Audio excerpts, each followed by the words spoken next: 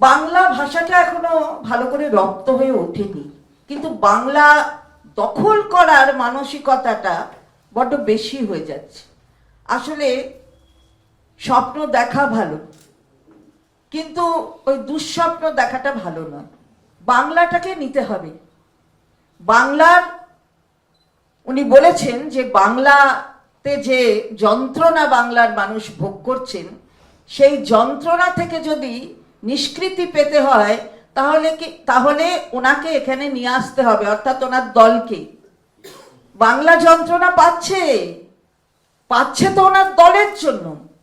ওনার দলের নির্দেশ মতন কেন্দ্রীয় সরকার চলছে।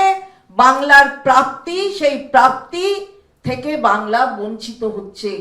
1,97,000 কোটি টাকা বাংলার অধিকারের যে প্রাপ্য, সেই অধিকার দিচ্ছে না। বাংলা বঞ্চিত হচ্ছে বটেই তো।